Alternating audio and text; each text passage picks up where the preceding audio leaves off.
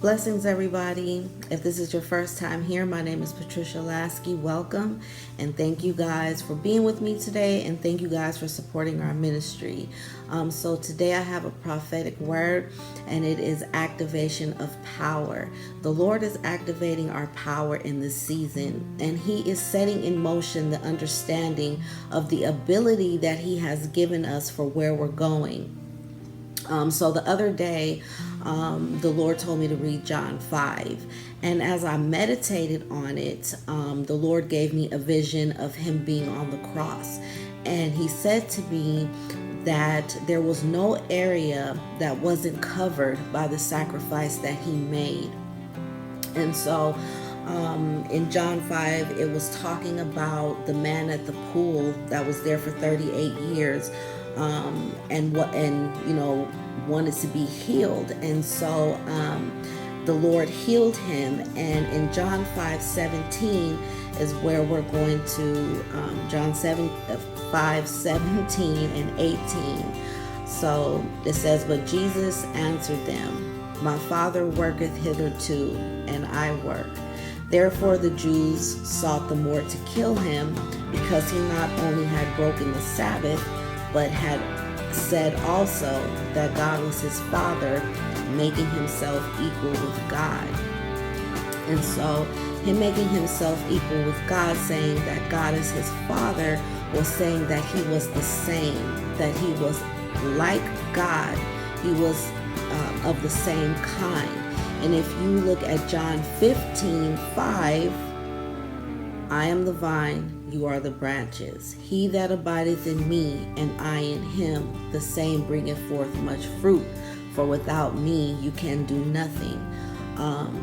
The same is again saying we are of the same kind. We are the same thing. And when Jesus spoke, he would say, "I only do what I see my Father do, and I only say what he says." Why? Because they are the same. And the Lord walked in power. And as children of God, we have power. The Holy Spirit gives us the ability to do what we could not do on our own. We are led by the Spirit, filled with the Spirit, and empowered by the Spirit. And the Lord is activating our power. He's opening our eyes to the ability that we have in him. I wanted just to give a simple example, because the Lord created the heaven and earth by speaking. He created it with his word. And we are created in his image. So that means that we can also create with our words and have exactly what we say.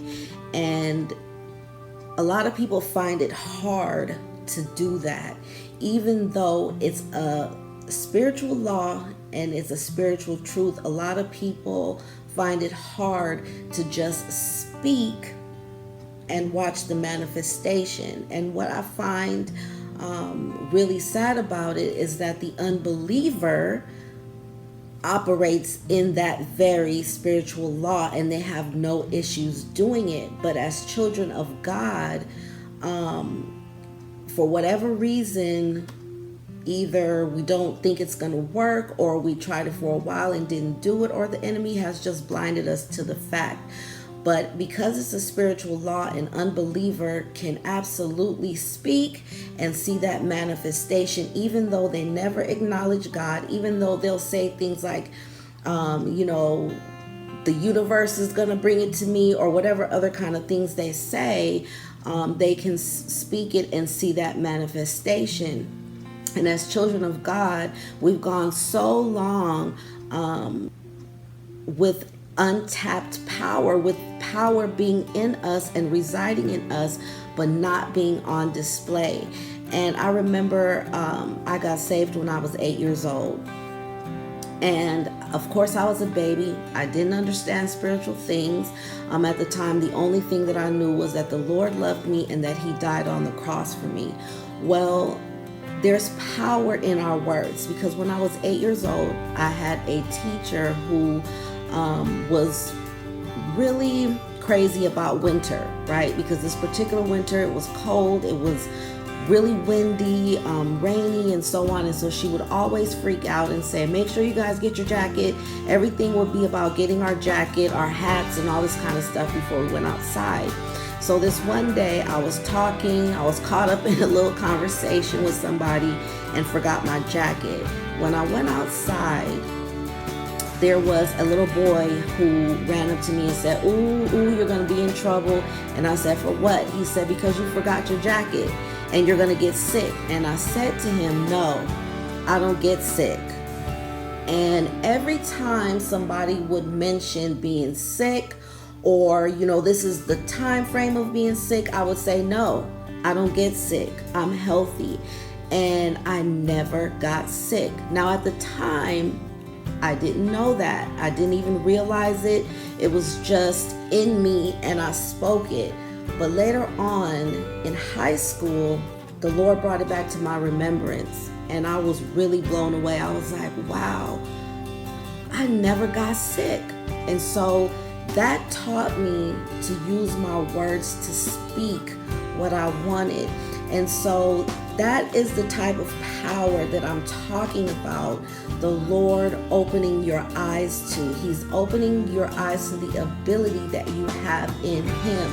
And the power, the other part of the power that I'm speaking of is found in Matthew 10:8. Heal the sick, cleanse the lepers, raise the dead, cast out devils. Freely you have received, freely give.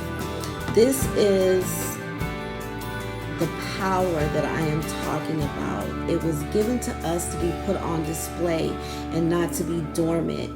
And we are in a time frame where we cannot afford to be powerless anymore. The church has gone on too long.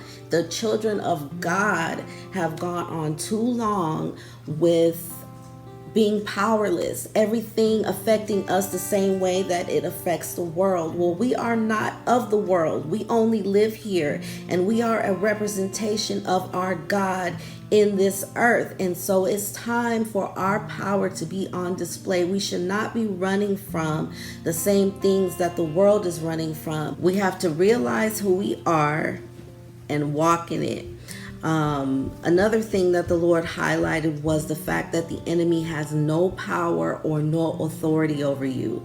We should not be afraid and running from the enemy. It should be the opposite. He should be afraid and running from us. The Lord never feared the enemy. He feared him because the Lord walked in realized power. He knew who he was. He knew where he was going, and he knew who sent him.